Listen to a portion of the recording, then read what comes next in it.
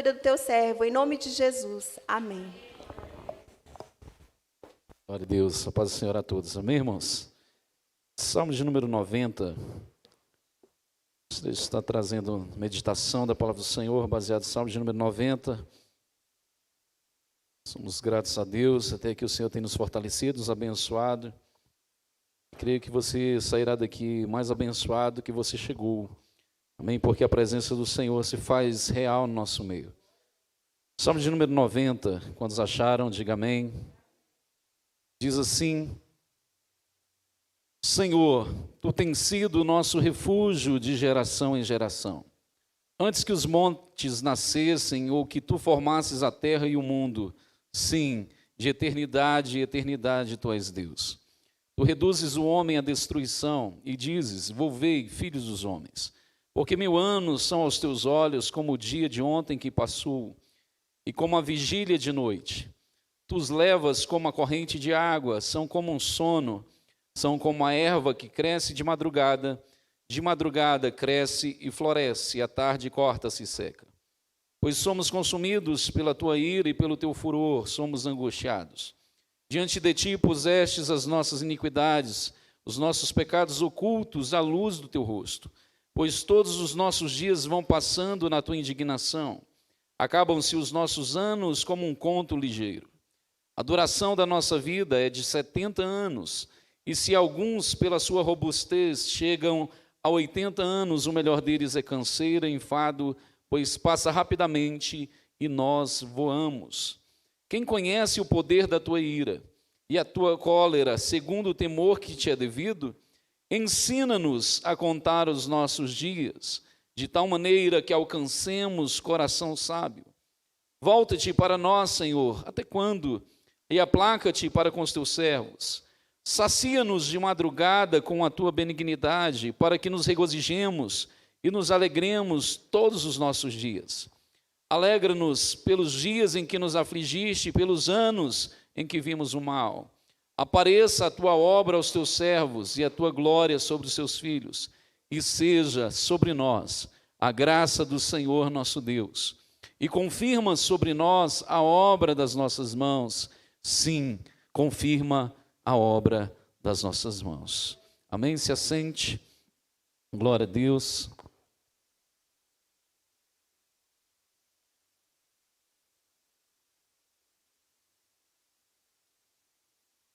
Louvado e adorado seja o nome santo do Senhor. Gostaria de meditar com você nessa noite no Salmo de número 90, um salmo particularmente muito especial, porque é o Salmo de Moisés. Quando nós estudamos a palavra do Senhor, nós encontramos que os salmos, ele é o livro dos louvores. O salmo, ele significa cânticos piedosos. Essa coletânea de textos, elas foram originalmente colocadas para que o povo de Israel pudesse entoá-las em adoração e gratidão a Deus. O livro de Salmos é um livro de adoração a Deus através de tudo que Ele fez. O livro de Salmos é, portanto, uma coletânea de obras de pelo menos 6 autores, tendo Davi a maioria da autoria do livro de Salmos, dessa coletânea dos Salmos, pelo menos aí 73 salmos foram atribuídos a Davi. Davi foi um homem segundo o coração de Deus, e era um homem que, obviamente, segundo o coração de Deus, tem muito a falar a Deus, inspirado, obviamente, pelo Espírito Santo de Deus. Asaf foi autor de 12 salmos. Nós encontramos os filhos de Corá, que escreveram 11 salmos. Também Salomão escreveu 12 salmos. Etã escreveu o salmo de número 89, e nós encontramos o salmo de número 90 sendo escrito por Moisés, e provavelmente o salmo de número 91 foi escrito também por Moisés. Foi pregado aqui semana passada a respeito da vida de tirar as sandálias dos seus pés, lá em Êxodo, no capítulo 3, se não me falha a memória. E quinta-feira foi pregado aqui no salmo de número 91, no esconderijo do Altíssimo. O que é estar no esconderijo do Altíssimo? Quem é esse esconderijo do Altíssimo? E aqui nós entramos particularmente no salmo de número 90. Inicialmente, os salmos eram divididos em 4, em 5, como se fossem 5 livros diferentes. E provavelmente Esdras foi o escriba que fez a compilação de todos esses salmos, colocando de forma ordenada e organizada, de acordo mais ou menos com os assuntos que representam. O Salmo de número 90, ele representa a 4ª parte do livro de Salmos. E talvez não existisse pessoa melhor para escrever esse Salmo 90 do que o próprio Moisés. Nós sabemos que Moisés, ele escreve também o Pentateuco. É o maior escritor do Velho Testamento, ele escreve Gênesis, ele escreve Êxodo, ele escreve Levítico, ele escreve Números, ele escreve Deuteronômio.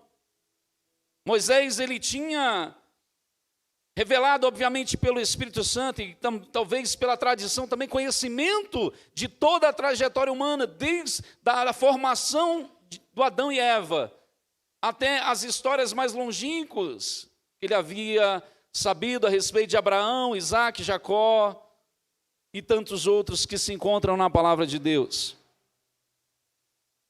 Ele começa o Salmo de número 90 dizendo: Senhor, Tu tens sido o nosso refúgio de geração em geração.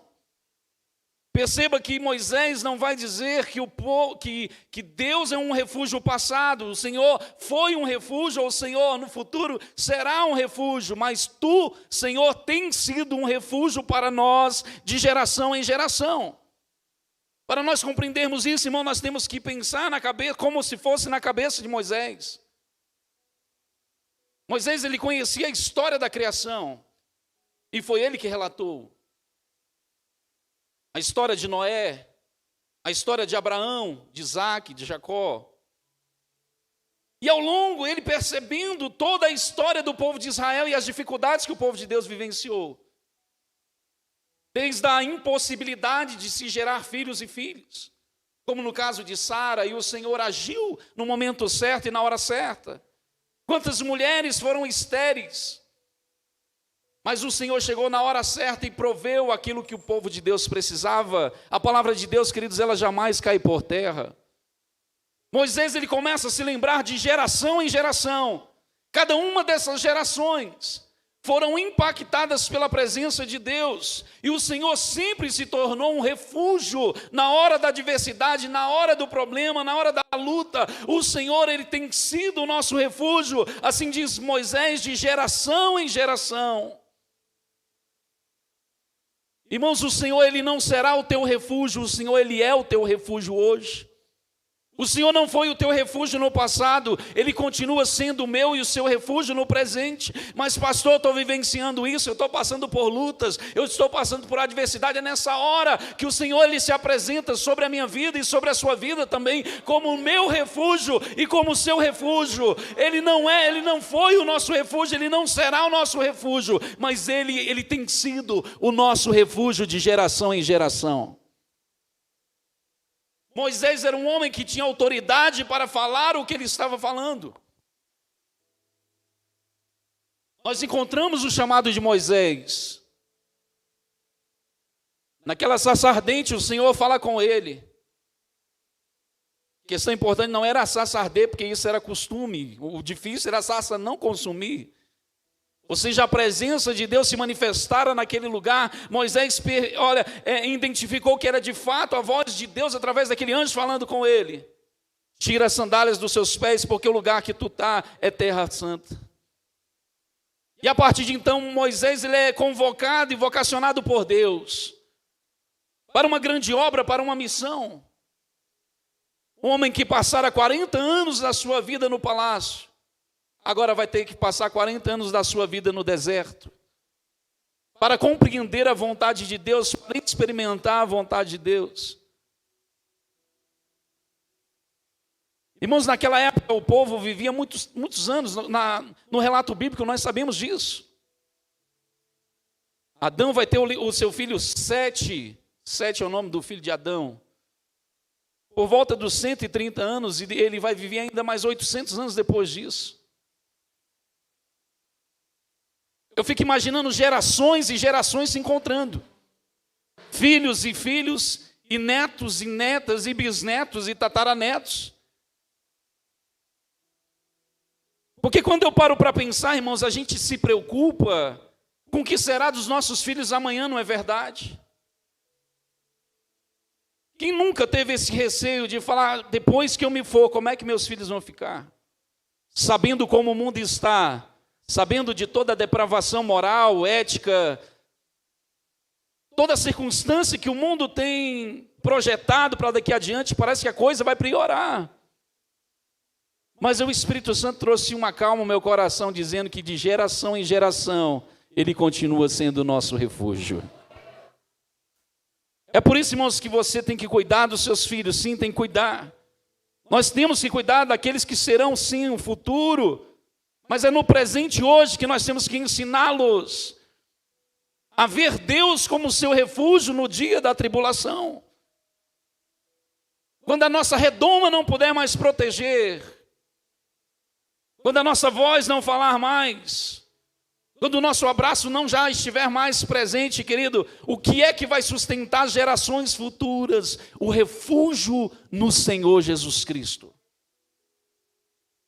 Moisés, ele vai dizer, Senhor, Tu tens sido o nosso refúgio de geração em geração. Eu olho para Adão e vejo o pecado de Adão, mas eu vejo Deus permitindo ainda Adão viver uma nova história a partir de então. Eu olho para a vida dos patriarcas, irmãos, quantas lutas eles passaram. Não foi fácil para Abraão sair da sua terra, da sua parentela, da sua casa, da casa dos seus pais, para viver uma novidade que Deus disse que faria na sua vida. Um projeto de ser um pai de multidões. Mas Abraão, ele sai, irmãos, confiando que a segurança dele não estaria, querido, nas coisas materiais, mas estaria no Senhor. Moisés é levado diante de Faraó. E o Senhor diz para Abraão, dando a ele um penhor, uma garantia, dizendo, eu sou o que sou. Deus estava dizendo, eu não fui criado por ninguém. Eu sou o Deus Todo-Poderoso. Não existe ninguém que seja maior do que eu. Não haverá ninguém depois na história da humanidade que será maior do que o nosso Deus, irmãos. Moisés agora entende não somente o Deus de Abraão, de Isaac, de Jacó, de José, mas agora Moisés vai ter um Deus pessoal ao qual ele vai dizer que o próprio Deus é o seu refúgio. Quando o povo é liberto ali da escravidão, ali de Faraó, eles começam a trilhar no deserto, irmãos. E diz a palavra de Deus que não faltava a presença do Senhor continuamente sobre a vida deles. De dia havia uma nuvem, uma coluna de nuvem que os guardava do sol estarrecedor, o sol escaldante do deserto. O povo permanecia guardado pelo Senhor. O refúgio estava ali com o povo de Deus, era visível, era notório. As pessoas percebiam aquela nuvem, aquela coluna de nuvem que acompanhava o povo de Israel, irmãos. O refúgio estava ali. À noite o clima ficava totalmente ao inverso, e para eles não morrerem de frio, aí havia a coluna de fogo que estava no meio do povo de Israel. E ontem estava só um pouquinho de frio ali, no luau, mas quando você chega perto do fogo, né, a mãozinha assim, né, Tatiana? Você sente ficar-se reconfortado naquele ambiente, sentir-se abraçado. Irmãos, imagine uma coluna de fogo, você consegue imaginar isso? Um frio terrível e uma coluna de fogo que trazia alento àquelas vidas. Era o refúgio que estava presente todos os dias na trajetória do povo de Israel. E ele vai dizer, Senhor, Tu tens sido o nosso refúgio de geração em geração. Agora eu gostaria que você pensasse um pouquinho na sua vida, na sua família, na sua trajetória de vida. Você não nasceu na idade que você está. Você foi uma criança, você foi um jovem, alguns ainda são, um adolescente, passou por fases na sua vida, hoje é um pai, uma mãe, talvez um avô, uma avó. Irmãos, eu posso olhar no retrovisor da minha vida e perceber que Jesus, Ele sempre foi o meu refúgio de geração em geração. Eu pude ver a mão do poder de Deus na minha família lá atrás. Eu pude ver, querido, a mão do Senhor na minha vida, me preservando com vida até hoje. Eu posso ver a mão do Senhor, querido, todos os dias dentro do meu lar, da minha casa. Eu posso olhar com os olhos da fé e perceber que Jesus também estará presente na minha jornada de vida, na minha velhice. Porque o Senhor, Ele nos deu a garantia que estaria conosco todos os dias, até a consumação dos séculos. Essa é uma garantia, um penhor, querido, que Ele é perene, Ele é solene, Ele jamais vai se quebrar. A palavra do homem é vazia, a palavra do homem pode ser mentirosa. Pessoas podem bater tapinha nas nossas costas, dizer eu estou contigo e não abro, mas na hora do problema da adversidade vai sumir da sua vida. Mas deixa eu te falar uma coisa, o Senhor que é o meu refúgio, o teu refúgio, Ele jamais vai me abandonar e jamais Ele vai te abandonar. A palavra do Senhor diz, pode uma mãe, olha, se esquecer do seu filho, todavia eu jamais me esquecerei de ti. O nosso nome, querido, está escrito na palma das mãos do Senhor e Ele nos comprou com alto preço. Você pode ver, querido, o refúgio, o Senhor, como o seu refúgio nas tuas gerações. Moisés vai dizer, Senhor, antes que os montes nascessem, versículo 2. Dá só um pouquinho de retorno aqui, João, por favor.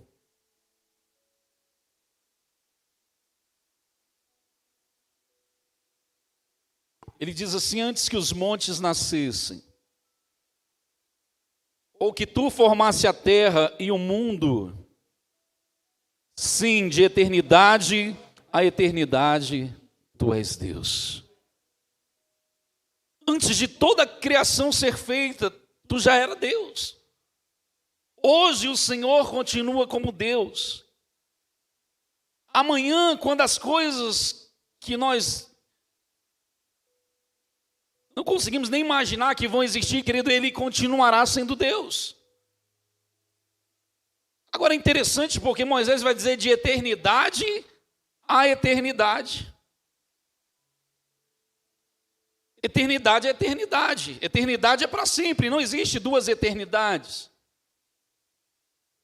Mas eu fiquei imaginando que aquele povo que viveu 500 anos, aquelas pessoas ali no princípio, talvez imaginassem que iam viver para sempre.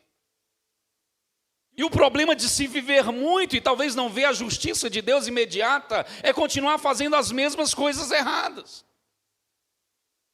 Quando uma pessoa se acostuma a fazer aquilo que é errado, e passa-se o tempo, o temor acaba. Quando as pessoas pecam contra Deus e não vê a ação de Deus como justiça na sua vida, elas continuam a praticar a mesma coisa, achando que não chegará o dia do juízo e da ira de Deus sobre as suas vidas. Moisés vai dizer, de eternidade em eternidade, o Senhor continua sendo Deus. Sabe o que Moisés está dizendo aqui? Não importa quanto tempo você viva, não importa quanto tempo aquele povo viveu antes de Moisés, antes do Senhor reduzir a idade do povo, para que eles não pecassem contra Deus, na corrupção geral do gênero humano, que nós encontramos no Gênesis capítulo 6. Não importa o quantos que eles se achavam que eram pessoas imortais, porque viviam muito, não importa, de eternidade em eternidade, Deus sempre continuará sendo Deus na minha vida e na sua vida. Moisés agora vai trazer algo. E aqui nós temos que pensar, como eu disse, com a cabeça de Moisés. Moisés levou o povo pelo deserto para rumo à terra de Canaã, a terra prometida. O povo peca contra Deus, o povo desobedece à vontade de Deus. O povo começa a rodear naquela terra durante 40 anos. Algo que era para acontecer de forma rápida e chegar ao lugar da terra prometida. E o Senhor disse que de uma segunda geração não se passaria, ou seja, uma geração é 40 anos. Quem tinha 20 não chegaria aos 70. Quem tinha 30 não chegaria aos 70. Quem tinha 40 não chegaria aos 70. Deus permitiu que a maioria do povo, boa parte do povo, morresse ali no deserto. Moisés, ele se lembra da história bíblica. E quando nós lemos em Gênesis 6, que fala da perversidade do homem, o Senhor, ele se arrepende, é uma forma humana de nós compreendermos o que Deus está falando. Não que Deus se arrependa, mas é uma forma de nós entendermos. De ter criado o homem, portanto, ele decide destruir o homem, e ele traz o dilúvio sobre a terra. Mas a misericórdia do Senhor ainda fala mais alto, dá oportunidade ao povo de se arrepender, eles não se arrependem. E é colocado na arca aqueles animais, é colocado na arca a família de Noé. Quando nós lemos na história bíblica, nós vamos ver mais adiante Ló, a terra de Sodoma e Gomorra, uma bagunça só. Abraão, ele chega a ser ousado e fala: Senhor, se houver 50 justos, o Senhor destruiria essa terra por conta de 50 justos? Deus falou: não, se tiver 50 justos eu não destruo. Abraão é mais ousado e fala: Senhor, mas Abraão, eu acho que começou a contar no dedo e viu que não dava 50. Pastor Vitor. Mas Senhor, se for 45, o Senhor não destruirá esse povo por causa de 45? O Senhor, por causa de 45, eu não destruo. Abraão refaz as contas: peraí, não dá 45 não. Senhor, 40. E ele vai baixando. Senhor, não me permita, eu vou ser ousado demais, eu estou sendo até abusado. Mas se tiver 10, o Senhor livra esse povo. O Senhor diz: se tiver 10, eu não destruo essa cidade. O pior, irmãos, que naquela cidade não tinha 10, só tinha 4. Ló, a sua esposa e seus 2 filhos. E a esposa ainda ficou na metade do caminho, porque ela sentiu saudade da sua terra, e ela olha para trás e se transforma numa estátua de sal. Mas o Senhor, mais uma vez, ele trata com o homem, aquele homem que se achava que era eterno, que achava que era imortal, que achava que nada ia acontecer. Moisés, ele lembra dessas histórias bíblicas. Ele vê o que aconteceu no deserto. Quem entrou no deserto não saiu do deserto. Porque desobedeceram a voz do Senhor, porque desobedeceram a vontade de Deus, e o Senhor permitiu que uma geração inteira se acabasse ali no deserto. Ele vai dizer: Senhor, tu reduzes o homem à destruição. E dizes: volvei, ou seja, voltai, filho dos homens. Aqui ele diz, pensando lá em Gênesis capítulo, sobre a formação do homem: voltai à terra, ao pó da terra. E agora ele começa a falar do tempo, porque 1000 anos são aos teus olhos como o dia de ontem que passou, e como a vigília da noite. Irmãos, Deus, ele não está preso no tempo, nós estamos presos no tempo.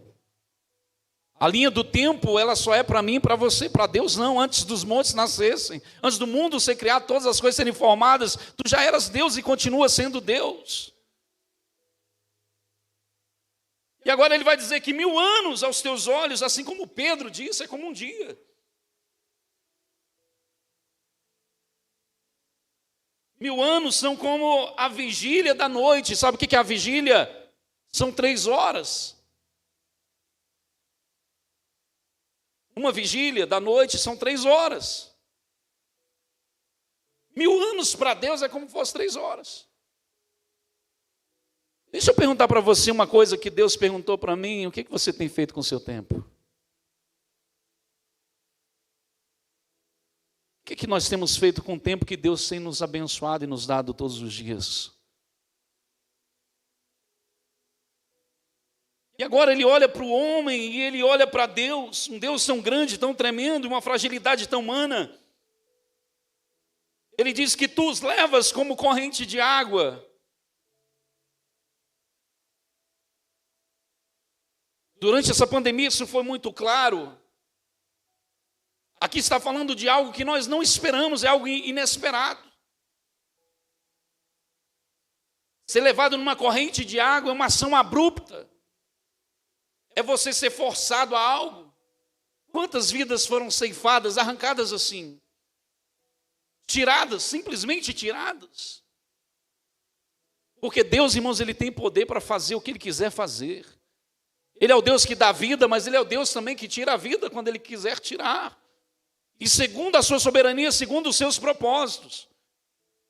Ele vai dizer que, olha, tu levas a vida dos homens como uma corrente das águas.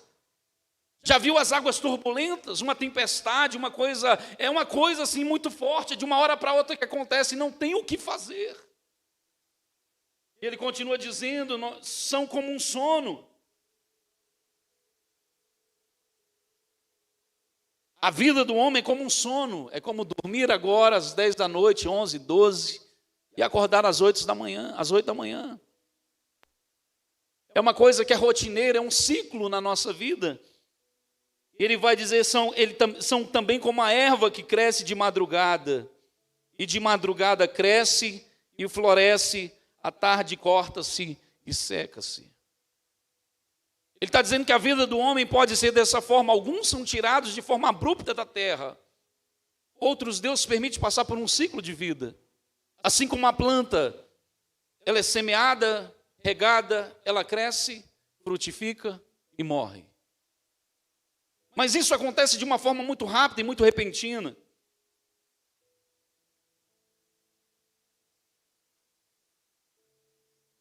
Esses versículos, normalmente os pregadores eles não gostam de pregar, porque realmente é uma parte pesada, irmãos. Porque nós precisamos olhar sim para a grandeza de Deus, mas também precisamos olhar para a nossa fragilidade enquanto ser humano. O que é que nós temos feito com a nossa vida aqui nessa terra? Como servos do Senhor, como pais, como filhos, como pessoas que Deus nos coloca em ambientes diversos, como nós temos aproveitado o tempo de vida que nós temos honrado a Deus ou não? Tem gente que tem dito, pastor, eu vou dar um tempo. Irmão, nós não temos controle sobre tempo. Quantas pessoas estão dando um tempo no mundo, irmãos, e não voltarão mais para a casa do Senhor? Quantas pessoas estão dando tempo do casamento e nunca mais terão oportunidade de estar casados novamente? Quantas pessoas estão dando tempo na sua vida emocional com seus pais, familiares, e talvez nunca mais terá oportunidade para abraçar e beijar alguém? Deus está dizendo, Moisés era um homem, irmão, sabido todas essas situações. Talvez fosse, dentre todos os salmistas, o que tinha mais autoridade para falar sobre isso que ele está falando. Ele diz, nós fomos consumidos pela tua ira e pelo teu furor, fomos angustiados. Moisés viu, irmãos, uma geração descer no deserto. Uma geração que entrou, que não sairia do deserto para entrar na terra prometida. Moisés, ele não está pintando um quadro bonito, ele está pintando um quadro realista da vida. Nós terminaremos esse ano, irmãos, muitos não terminarão esse ano. Essa é uma verdade. Ele diz, a nossa vida é passageira, a nossa vida é como um sopro, é como um vento. A nossa vida é como uma plantinha que cresce e daqui a pouco já não existe mais.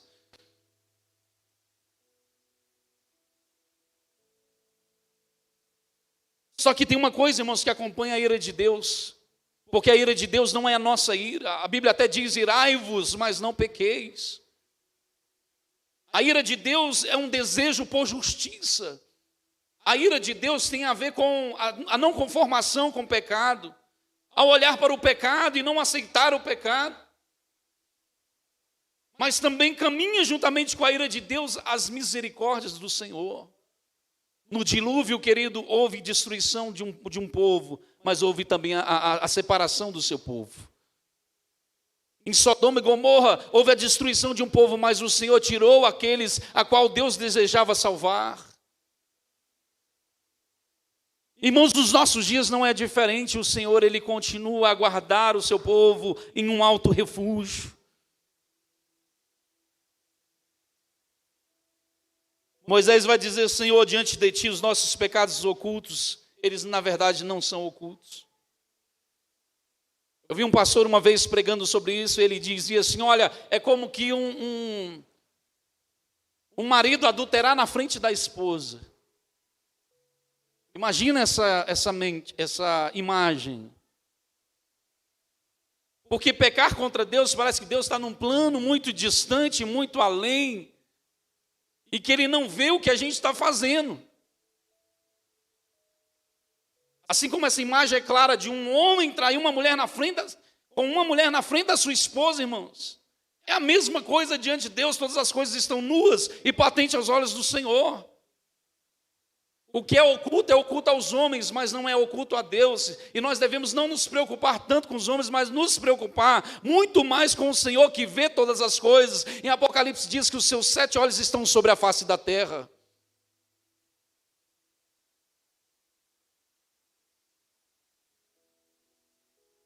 No versículo 9, ele compara a vida como um conto ligeiro, uma história contada. Conto é uma pequena história. Se acaba em segundos, em minutos. Ele vai dizer no versículo 10, a duração da nossa vida. E aí perceba que ele está falando lá da vida do povo que entrou no deserto e que não passaria dos 70 anos. Escute isso. A duração da nossa vida é de 70 anos.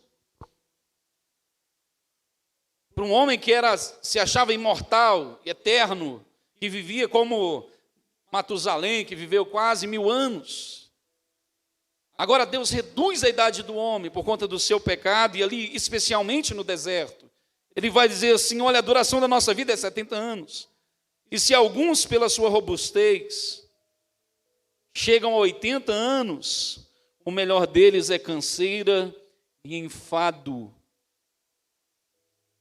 Dizem que depois 200 da vida, a gente meio que declina, né? É dor nas costas, dor na perna, dor nos olhos, dor no cabelo, na palma da mão, Vai dizer que isso é só comigo.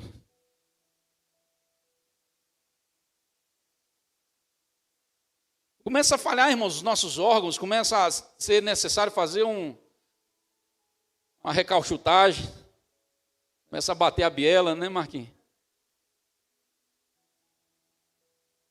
Mas o final desse versículo aqui me chama a atenção, porque ele diz assim, pois passa rapidamente e nós voamos.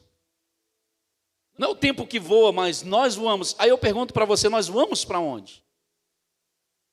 O Espírito Santo de Deus me perguntou, você voa para onde? E quando esse tempo, essa fase, esses dias, que correm rápido, eles passarem, você voa para onde? A resposta é para a eternidade. Mas o segundo ponto é para qual eternidade? Eternidade com Deus ou eternidade sem Deus?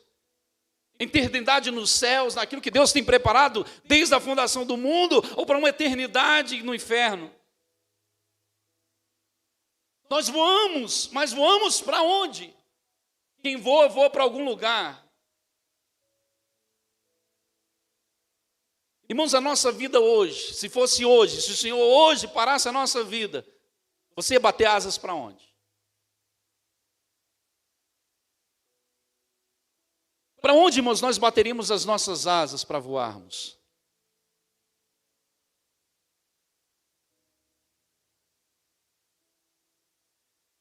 E aqui eu entro no tema dessa pregação, que está no versículo 12. Ensina-nos a contar os nossos dias, de tal maneira que alcancemos coração sábio. Você pode dizer para alguém nessa noite, ensina-nos a contar os nossos dias, de tal maneira que alcancemos coração sábio. Irmãos, talvez essa devesse ser a nossa oração de todo dia. Senhor, me ensina a contar os meus dias, me ensina a vivê-los de forma a agradar ao Senhor. Me ensina a aproveitar as oportunidades de forma santa, de forma correta. Ensina-me, Senhor, a tratar os meus filhos como convém. Ensina-me a amar a minha esposa como deve ser amado. Ensina a tratar aqueles que estão ao meu redor com esmero e carinho. Senhor, ensina-me a tratar os meus irmãos na igreja e fora da igreja. Senhor, me ensina a ter paciência com aqueles que me fazem mal ou que queiram o meu mal. Moisés, ele chega nessa convicção, Senhor, nos ensina a contar os nossos dias. Deus havia decretado para o povo que estava no deserto: não vão passar dessa daqui para lá. Quando chegar perto de Canaã, já não existirão mais. Irmãos, quando Deus determina, está determinado. Quando Deus fala, está falado. Quando Ele prometeu, Ele vai cumprir. O povo não tinha outra alternativa a fazer a não ser pedir a Deus: Senhor, nos ensina a contar os nossos dias, de tal maneira que alcancemos um coração sábio. Irmãos, se a gente soubesse que a cada passo que você está dando, igual o povo de Israel, eu fiquei imaginando, cada passo que eles davam adiante, era a perspectiva de que eles não passariam de lá. Eles não entrariam na terra prometida. Quando mais próximo da terra prometida, menos gente entraria na terra prometida. O que se tem a fazer quando algo está determinado por Deus? Pedir a Deus que ensine a viver da melhor maneira possível o tempo de vida que tem. Irmão, se a gente tivesse uma semana de vida e a gente soubesse disso, eu duvido se a nossa semana agora seria a nossa semana original e natural que a gente tem todos os dias. Eu duvido se você ia trabalhar, sabendo que você ia não estar mais aqui no próximo final de semana. Eu duvido se você ia ir para a escola.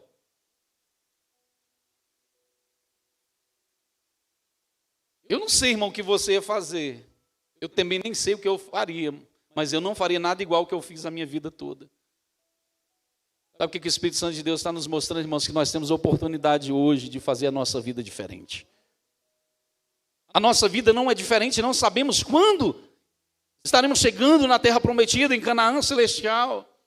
Quando o nosso tempo nessa terra se findar, mas nós podemos pedir a Deus: ao Senhor, me ensina a contar os meus dias, de tal maneira que eu tenha um coração tão sábio, de forma que agrade em primeiro lugar o Senhor, porque você não vai viver a eternidade com ninguém que está aqui, irmãos, não é essa a questão, é viver a eternidade ou não com Deus. Tem gente que está perdendo a oportunidade por causa de pessoas nessa terra. Tem gente que está perdendo oportunidades porque não consegue perdoar hoje aqui nessa terra. Tem gente que está começando a perder a eternidade, irmãos, porque não tem aberto o seu coração para que Deus haja e transforme a sua vida. E eu te pergunto, para onde você está voando? Moisés, ele percebe que não há outro caminho a se fazer a não se pedir a Deus que se volte para ele. Olha lá no versículo de número 13. Volta-te para nós, Senhor. Até quando? Aplaca-te para com os teus servos. E aí, Moisés, ele sabe, irmãos, muito bem, que Deus é um Deus que se ira. Essa é uma verdade relatada na palavra de Deus. O evangelho das facilidades de hoje fala que Deus te ama, você pode viver do mesmo jeito que você estiver vivendo. Viva a vida como quiser viver, Deus te ama, você está salvo e pronto, e acabou. Moisés, ele sabia, irmão, tinha experimentado na sua vida, tinha experimentado assim, ó, do que era a ira de Deus sobre uma geração, sobre um povo. Mas ele sabia também que havia a misericórdia de Deus. Moisés chegou ao ponto e falou assim: olha, se a tua presença não for conosco, não me faça sair daqui. Moisés era um homem que queria a presença de Deus, era um homem que não se importava, irmãos, de ter que conduzir um povo e cumprir uma tabela. Moisés, ele queria ir, mas ele não queria ir se não tivesse a presença de Deus. Se a presença de Deus não tivesse, ele não iria. E ele vai dizer: Senhor, sacia-nos de madrugada com a tua benignidade, para que voltemos a nos alegrar e nos regozijar todos os nossos dias. Moisés, ele entendia, irmãos, que o que nos sacia é a presença de Deus. É esse refúgio, irmãos, que traz alento às nossas vidas. Um homem pode casar, uma mulher pode casar, pode ter filhos, pode ter um bom emprego, pode ocupar uma posição social importante na sociedade, pode sim, mas continuará sendo vazio se não tiver a presença do Senhor. Sempre haverá uma falta, e ele vai dizer: Senhor, sacia-nos. Ser saciado, irmãos, precisa ser uma necessidade primordial nas nossas vidas. ser saciado, irmãos, porque o mundo ele quer nos saciar. Há banquetes preparados todos os dias para tentar nos tirar da presença de Deus, para que o pecado pareça ser mais saboroso do que ser obediente à voz de Deus. E Moisés vai dizer: Senhor, sacia-nos de madrugada com a tua benignidade. É a bondade de Deus, é o bem de Deus sobre nós que nos alegra e nos alegra todos os dias. E é por isso, irmãos, que há uma diferença clara entre aquele que se volta para Deus, que tem Deus como o essencial da sua vida, o principal da sua vida. Ele consegue viver feliz em meio às tempestades da vida. Eu conheço pessoas, irmãos, que têm tudo, mas ele não consegue ser feliz. Tem tudo, mas sempre quer ter mais alguma coisa, irmãos. Mas quando temos a presença de Jesus na nossa vida, podemos ter falta de coisas materiais nessa vida, mas, querido, nós seremos saciados pela presença de Deus. Haverá regozijo, haverá alegria. O crente não tem que viver de cara amarrada. É feio, irmão, um crente só vive de cara amarrada. Chega no serviço, todo mundo olha para a cara dele, meu Deus do céu, tem até medo. As pessoas às vezes não entendem, acham que a gente vive uma vida muito bonitinha e tudo certinha, não sabendo elas das lutas que nós passamos, irmãos. Mas o que nos faz sorrir é a presença do Senhor que sacia aqui dentro. É a certeza, irmãos, de um refúgio em meio à guerra, um refúgio em meio às lutas, às adversidades. E ele pede ainda mais: Senhor, nos alegra pelos dias em que nos afligiste. Existe, irmãos, alegria no meio do deserto. O povo no deserto, Lucas, eles comeram o que é isto? De manhã, de tarde e que é noite. O que era isto? O maná. O maná significa justamente o que é isto. Alguém perguntava para o outro: o que nós vamos comer, Lucas? O que é isto? E de tarde nós vamos lanchar o quê? O que é isto? E de noite vai ter o quê? O que é isto? Vai ter maná e maná da parte de Deus. Irmãos, Deus tem provido no meio do deserto. Há momentos de refrigério no meio da calamidade, no meio das lutas que nós passamos, irmãos. Nós vemos a mão do Senhor agindo no nosso meio. Isso é motivo de nós alegrarmos na presença do Senhor. No versículo 16, ele pede para que Deus se revele. E diz assim: nós estamos acabando: apareça a tua obra aos seus servos e a tua glória sobre os teus filhos. Em todos esses 4 versículos, Moisés está pedindo uma coisa: misericórdia. É uma oração perigosa, irmãos, quando a gente faz pedindo justiça. Se você for muito corajoso, peça isso. Eu jamais teria essa coragem. A minha oração é: Senhor, haja com graça e com misericórdia. Não tem a ver com o que a gente merece, mas tem a ver com aquilo que a gente não quer receber por conta de quem nós somos.